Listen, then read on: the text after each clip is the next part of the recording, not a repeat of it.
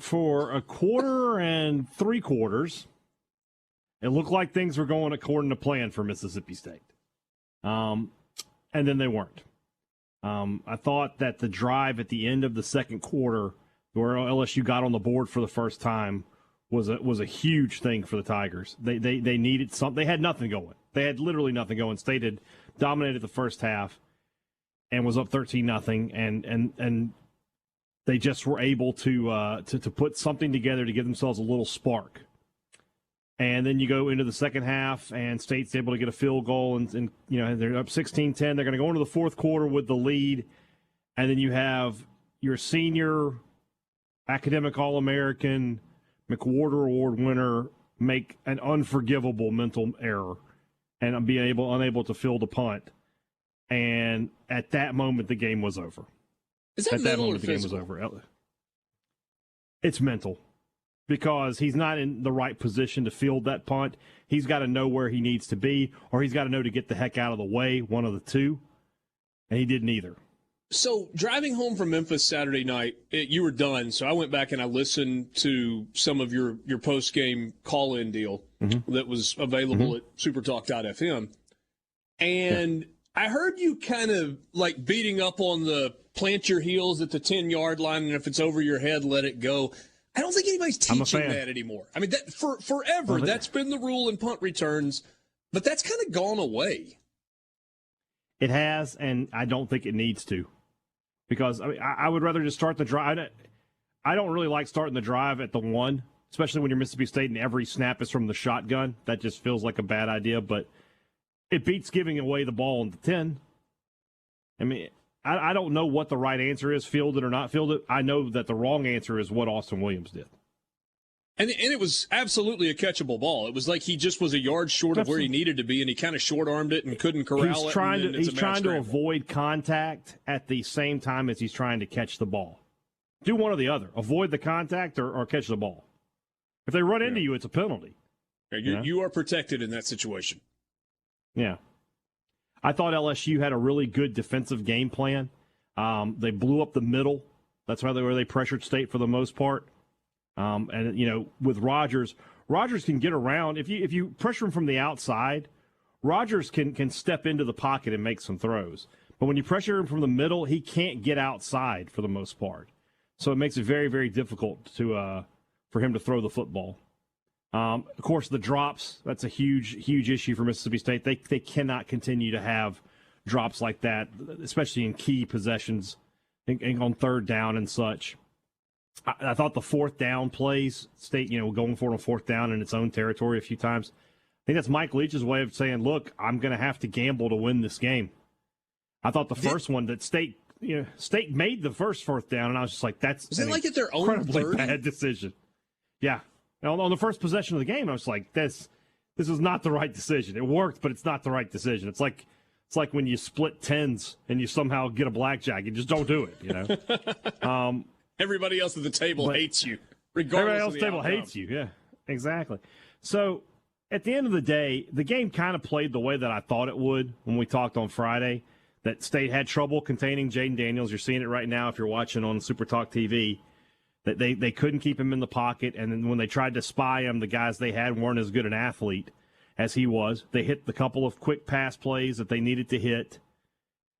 And in the end, State just kind of wore out and tapped out there at the end, and that was how the ball game finished up. And I think State had a lot of opportunities to maybe not put this game away, because at best it was 13-0, but to extend leads and to stay in the game.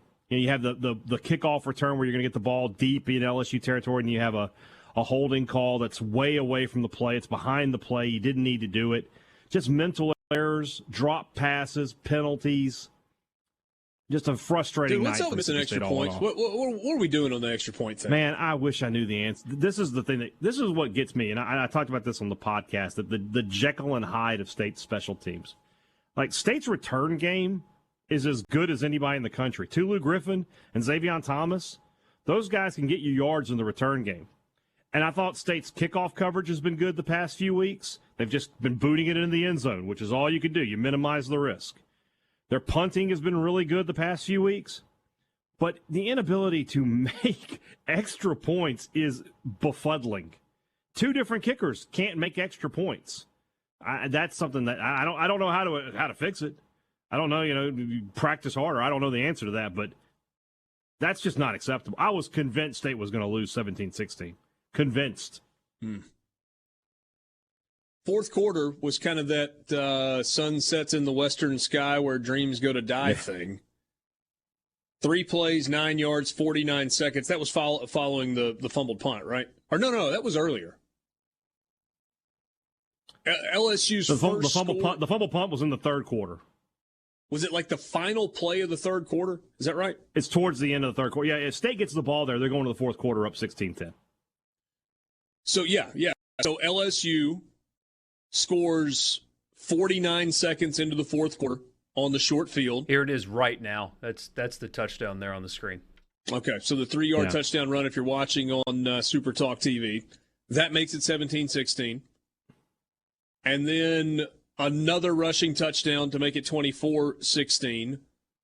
And then a long run, the 47-yard touchdown run. That's the big fourth down conversion for LSU on 4th and 3 where State brings a lot of pressure, and for some reason, look out here, Malik Neighbors, one of the best wide receivers in the SEC, is one-on-one with a safety. Like, that's something I talked about it again. It's something I talked about on the podcast.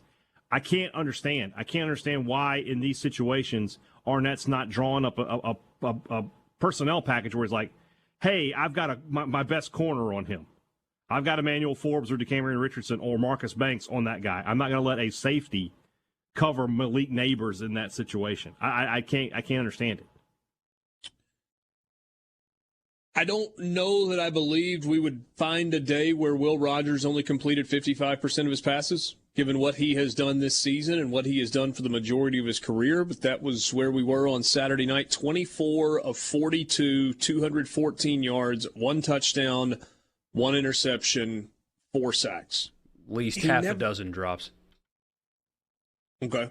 I mean, brutal. They only listed brutal. 5 on the live stats, but there were more than that. So they listed 5. Yeah, I mean, just brutal. Yeah. We're running out of time here, but that 2 things are true about Mississippi State, apparently under Mike Leach, because this is year 3 now. They should have won that game had they played clean. Now, how many times are you going to hear that? It's just like Groundhog Day again, where State played good enough defensively to win a game, but you had a bad special teams turnover in effect with a muffed punt. You had a bad penalty that brought back a long return. Offensive line play wasn't good. Missed an extra point. Sloppy football is what cost them that game. But it's also true that even if those 5 drops are caught, offensively they didn't do enough either. LSU was able to keep everything underneath. Will Rogers averaged 5 yards per attempt and not even 10 yards per completion. Even the successful pass plays were just underneath. LSU did a great job of keeping everything in front of them and forcing long drives and forcing State into mistakes. And they were able to get to Will Rogers and especially running the football. You can't take away yards that happen, but if you take away the 2 long running plays from both backs, it is, if I remember correctly, it is 8 for 15 from one and 6 for 15 from the other running back. Didn't run the football well, didn't protect well, and were sloppy. Wash, rinse, repeat. When is that going to change here? Jaden Daniels played well enough for LSU. Let's talk what this means in more of a macro sense when we come back. 110 yards, 1 touchdown, no picks. He was sacked 3 times. Longest pass play for LSU was 27 yards. On the ground, Daniels ran it 16 times for 93 yards and a touchdown. His longest run was 20. Hey, Dad, if I'd given you those numbers going in, that Daniels would throw for 210 and 1 touchdown, and that he would rush for 93 with 1 touchdown, would you have taken that? The 93 would have worried me. getting close to 100 yards like that, because that's what I was afraid of, was him being able to convert third downs with his legs. So the passing numbers aren't anything spectacular. I wasn't really impressed with him as a passer, especially if when State was able to keep him in the pocket. But when he was able to roll out and when he was able to run, he looked really good. He can't complete routine passes. He's a horrible passer. With the exception of one fade on fourth down, that was a nice throw, nice touch, get your receiver up in the air, let him make a play. But it cracked me up. Brian Kelly's worth $100 million as a football coach. But they would have just like a little out to the sideline, and Daniels would miss him because he's bad. And he would get to the sidelines, and Kelly would be like, throw it to his back shoulder. It's like, Coach, he can't throw it in the vicinity of this kid. Why are you yelling at him? He is not good at this. And every time they would call something to the sideline or whatever, Brian Kelly's telling him where to locate the football, like on the receiver's body. And it's like, Brian, he's not that accurate. Yeah. Why do you think that he can do this when he so clearly demonstrates he can't do it? But it also tells you what else they've got, or what they had, for that matter. If this was the guy, heck of an athlete, though. Unless you believe so much in what he can do with his legs, you're going to live with the stuff in the passing game. You either got that, or Garrett Nussmeier's just really not good. Well, I think that, and State wasn't able to really take much advantage of it, but I just think they don't have much faith in their offensive line, so they got to have a guy back there who can run. Yeah. If they have Nussmeier back there, they can't. They lose that dimension of their offense. All right, so we've kind of done the micro thing on this game. What about macro? Let's go a little bigger picture. Mississippi State is now 2-1. They have Bowling Green coming in this week.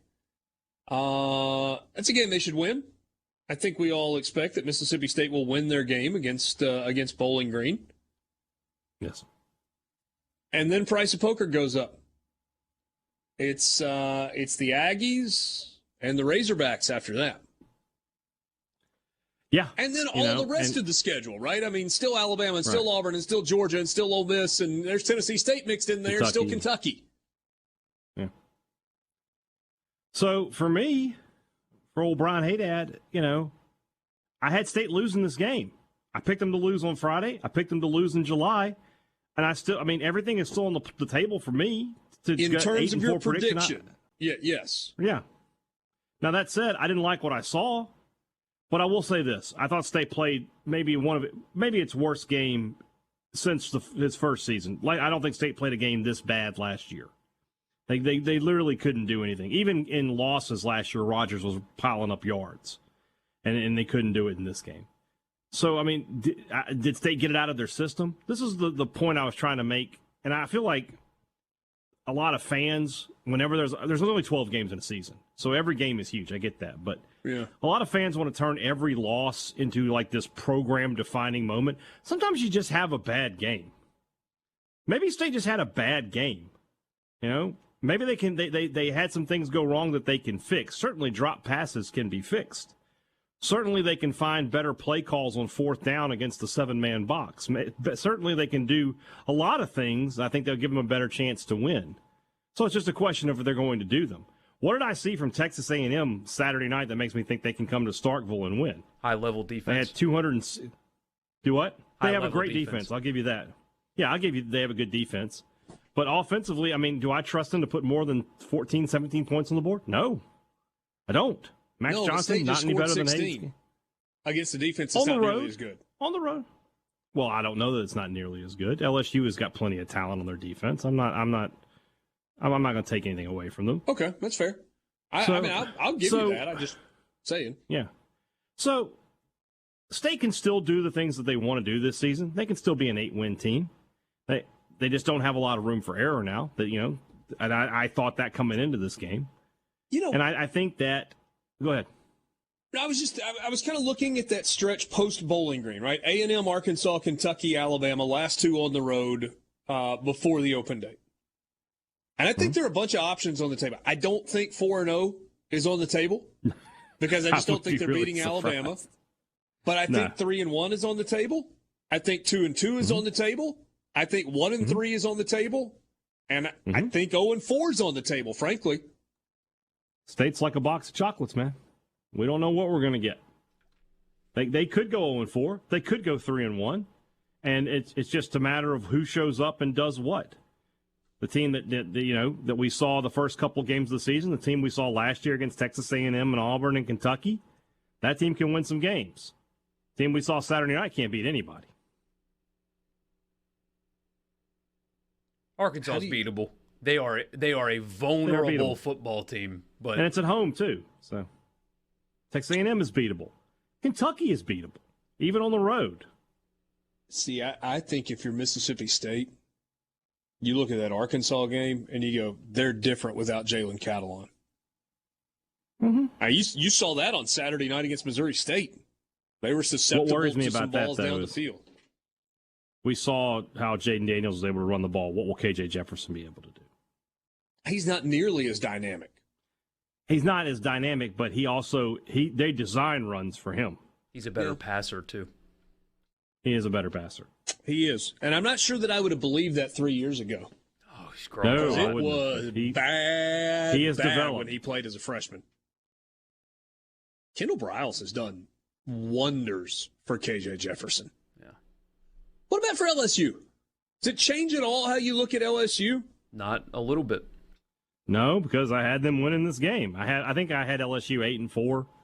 I have them losing to Tennessee, to Alabama, and I forget the other two. Maybe Arkansas, and I don't know who the other one is. It's either Ole Miss or Florida. I don't know. But they're going to be an average to above average team. Brian Kelly's still building. They'll go to a decent bowl, but that's it. Yeah, the score doesn't reflect how well State's defense played for the overwhelming majority of this football game. Daniels and LSU could do nothing. There was, at the end of the first half, there was some breakdowns that, for a quarter and 3 quarters, like Haydad said earlier, Daniels had no ability to escape the pocket and run. State had a really good plan, and I think they kind of got worn down there at the end. The score skews it a little bit. They had LSU's offense all out of sorts, totally out of sorts. And I think that even though, like Tennessee, for example, I don't think they have the same defense that State does. But the 31 number is not reflective of what LSU did offensively, in my opinion, in this game. I think they've got a lot of issues there. Just as an aside, capacity of Tiger Stadium is 102,321. Box score shows the paid attendance is 98,520. How many were there? 90? 80? 85? Talking to my podcast partner, Robbie Falk, he said he felt like it was not he's never been to Tiger Stadium, but he said the crowd did not live up to the hype that he was expecting with an LSU crowd. And look, if there were 85,000 people there, that is a lot of people. Right? I mean, that you're talking 25,000 more than a home game in Oxford or in Starkville. But when your stadium has the reputation of being the best in all of college football in that atmosphere, and it's at night and blah, blah, blah, blah, blah, it's a little sobering when you see the shot that kind of lets you peek at the upper deck, and you're like, holy cow, that upper deck's 30% full. Yeah. And you got to believe the other upper deck probably matches it. And there were scattered empties all throughout the lower as well. All through the lower bowl of the stadium. Now, I don't fan shame because times are tough and all of that. But that's a conference game at 5 o'clock on home on a Saturday. Mm-hmm. Explain that to me. You know who'd like a 5 o'clock home game on a State. Saturday in 2 weeks?